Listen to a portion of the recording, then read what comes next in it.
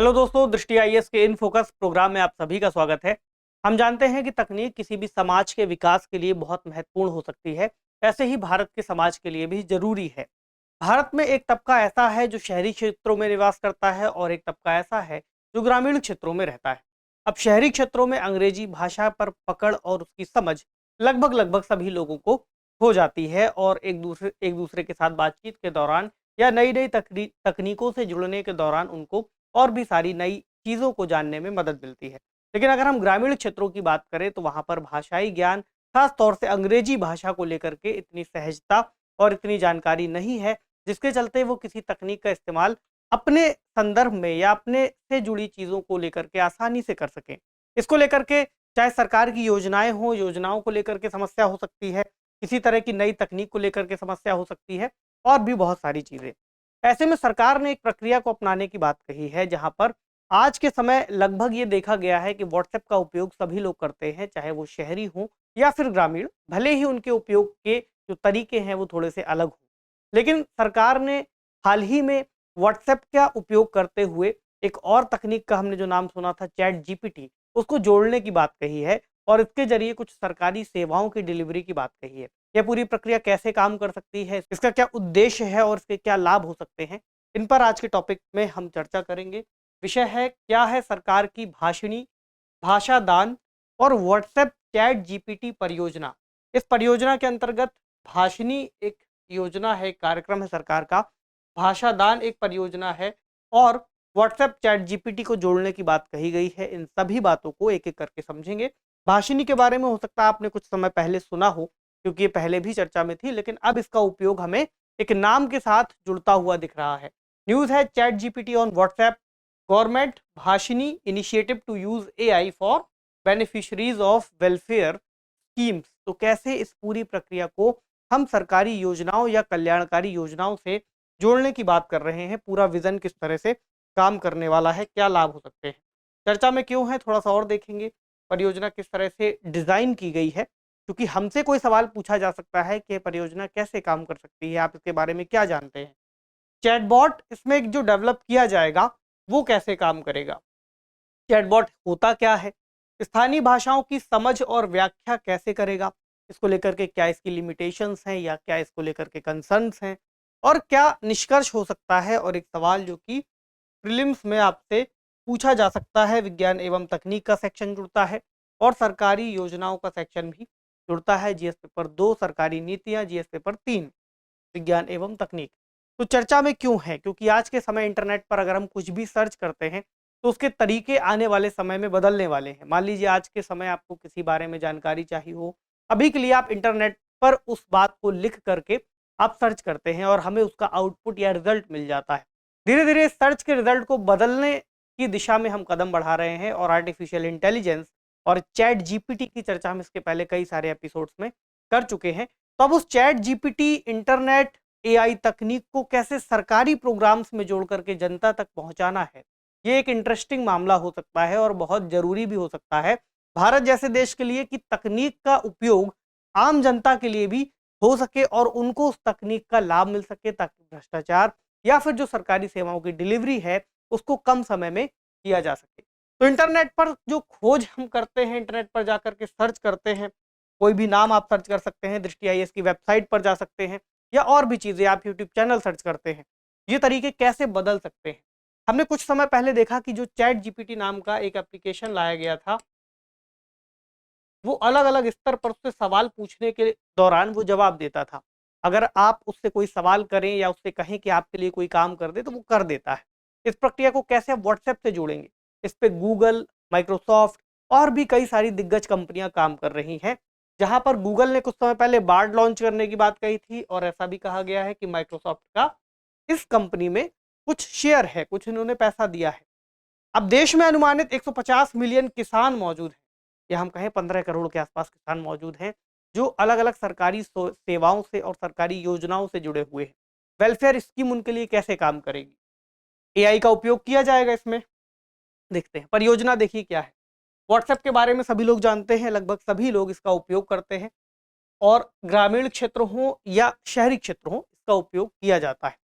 इस कंपनी कि जो पेरेंट कंपनी है उसको हम कह सकते हैं मेटा INC, जो कि कुछ समय पहले हम इसको फेसबुक के नाम से जानते थे। एक पार्ट ये है व्हाट्सएप। दूसरा पार्ट क्या है? दूसरा पार्ट है चैट जीपीटी, जिसके बारे में हमने पहले भी चर्चा की और अभी भी कुछ बातों को समझा। एक कंपनी है ओपन AI, जिससे संबंधित ये चैट जीपीटी प्रोग्राम काम करता है और इसमें फिर कहा गया है कि माइक्रोसॉफ्ट ने कुछ सहयोग किया है।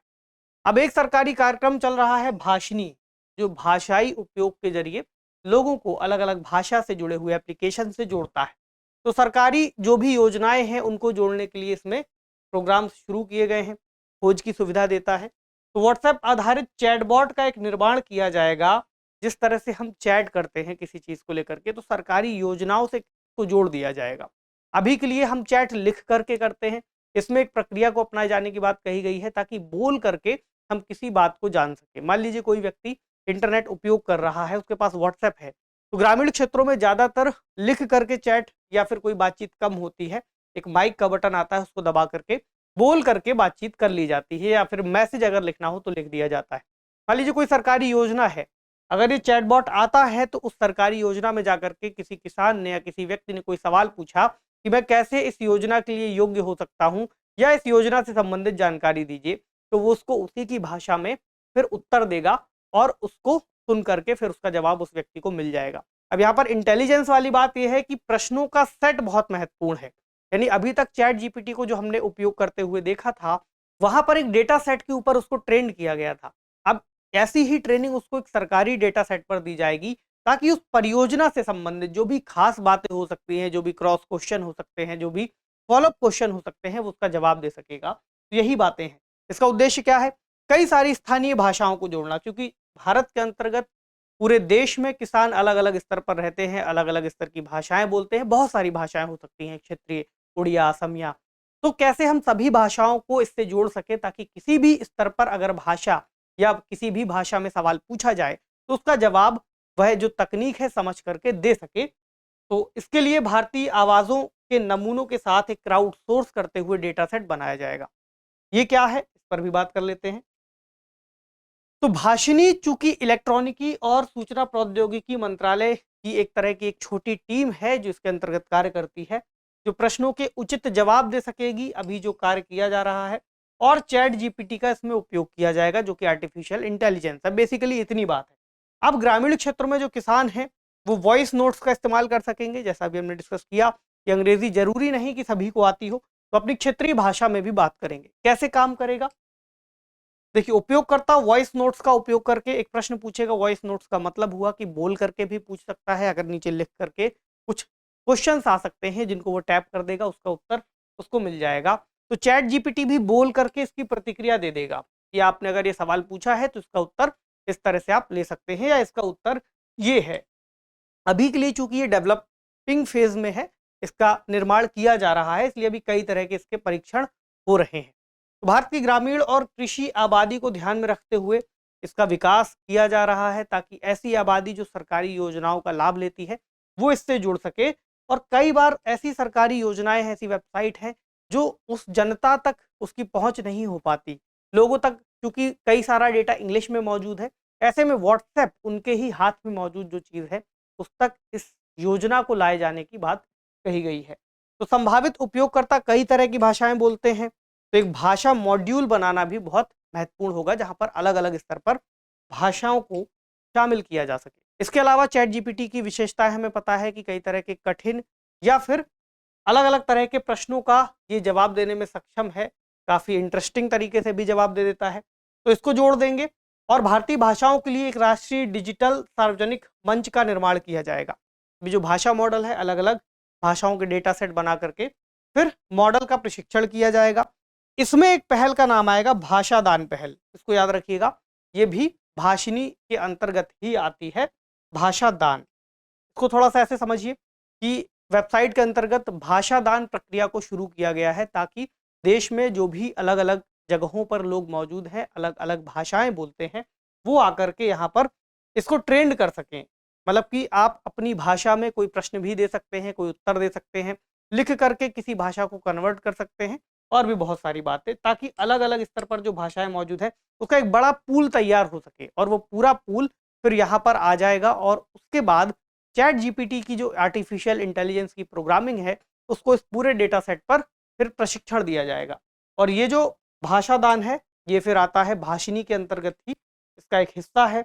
इसके हिस्सा में आप देखेंगे तो भाषादान है, उसके बाद डेटा सेट, उसके बाद रिसर्च एंड डेवलपमेंट, उसके बाद स्टार्टअप और इंडस्ट्रीज से जोड़ते हुए जो आर्टिफिशियल इंटेलिजेंस है उस मॉडल को अपनाएंगे, और फिर जो भी उत्पाद और सेवाएं मिलेंगी वो दी जाएंगी। ये बेसिकली भाषिनी का एक पूरा उद्देश्य है, और इसका डिज़ाइन कुछ इस तरह से बनाया गया है। तो स्थानीय भाषाओं की कैसे समझ होगी इस चैटबॉट को, और ये कैसे इसकी व्याख्या करेगा, इसको समझें। तो कई सारी भारतीय भाषाओं का वॉइस डेटा सेट हमने पीछे देखा कि उसके अंतर्गत तैयार हो जाएगा।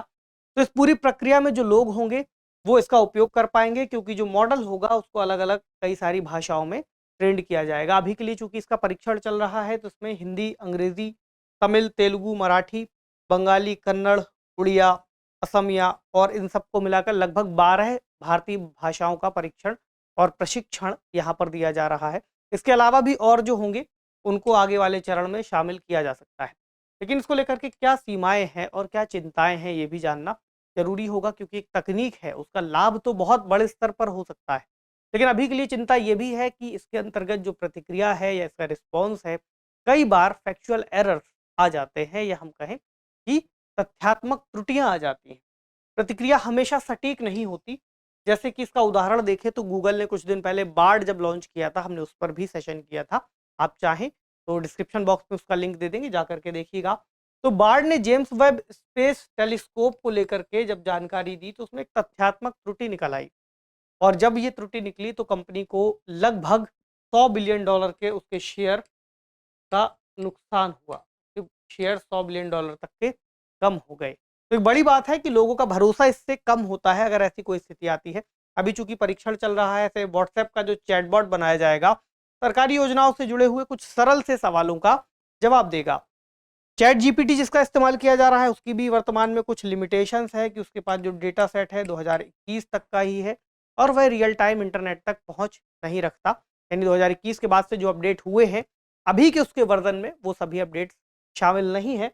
ऐसे में भाषा मॉडल के एक डेटा सेट पर उसका प्रशिक्षण किया जाएगा, लेकिन ऐसा नहीं है कि यहाँ पर ही लिमिटेशन होगी।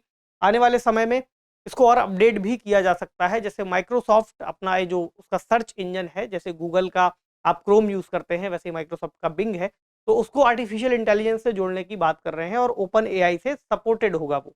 तो इसका ये इनका कहना है कि ये चैट जीपीटी 3.5 जो चल रहा है उससे ज़्यादा शक्तिशाली है, और इस मॉडल को कहा गया है प्रोमेथियस मॉडल। तो डिलीवरी प्लेटफॉर्म के रूप में यहाँ पर व्हाट्सएप का भी चुनाव किया गया है। इसलिए किया गया है क्योंकि व्हाट्सएप में यूज़र्स बहुत ज़्यादा हैं। ऐसे में जो भी ग्रामीण स्तर पर लोग मौजूद हैं वो इस तकनीक से जुड़ पाएंगे, और आने वाले समय में जो सरकारी सेवाएं हैं, अगर यह जो प्रोग्राम है सफल होता है, पायलट्स वगैरह चला करके देखेंगे, तो इससे लोगों को काफ़ी ज़्यादा सुविधाएं मिल सकती हैं और काफ़ी ज़्यादा योजनाओं तक उनकी भाषा में उनको पहुँच मिल जाएगी। तो जो भी सरकारी प्रयास किए जाते हैं या योजनाएं चलाई जा रही हैं लोक कल्याणकारी, वो जनता तक ज़्यादा आसानी से जुड़ सकेगी। और बेसिकली डिजिटल गवर्नेंस का मतलब भी यही है कि डिजिटल स्तर पर लोगों को सुविधाएं दी जा सके, या डिजिटलीकरण जो देश में किया जा रहा है उसको और आसान बनाया जा सके। आर्टिफिशियल इंटेलिजेंस एक भविष्य की तकनीक लग सकती है, लेकिन अगर उसका इस तरह की परियोजनाओं के साथ जोड़ करके इस्तेमाल किया जाता है तो निश्चित तौर पर वह काफ़ी मददगार साबित होगा। अब इस प्रक्रिया को माइक्रोसॉफ्ट इंडिया के सीईओ सत्या नडेला को जब दिखाया गया तो उनकी भी प्रतिक्रिया इस पर काफ़ी सकारात्मक थी। उनका कहना था कि ये काफ़ी ठीक तरह से काम कर सकता है आने वाले समय में, बशर्ते कि जो त्रुटियां हैं या फिर जो इसकी लिमिटेशंस है उनको दूर किया जा सके। तो अब बड़े सवाल की तरफ, लेकिन उससे पहले एक जानकारी की आईएएस की प्रारंभिक परीक्षाएं 2023 की नज़दीक आती जा रही हैं। फॉर्म्स ओपन है, आपने अगर नहीं भरा है तो जाकर के उसको भर लीजिए, और तैयारी के हिसाब से फिर अपना जो भी आगे की रणनीति है उसको बनाइएगा।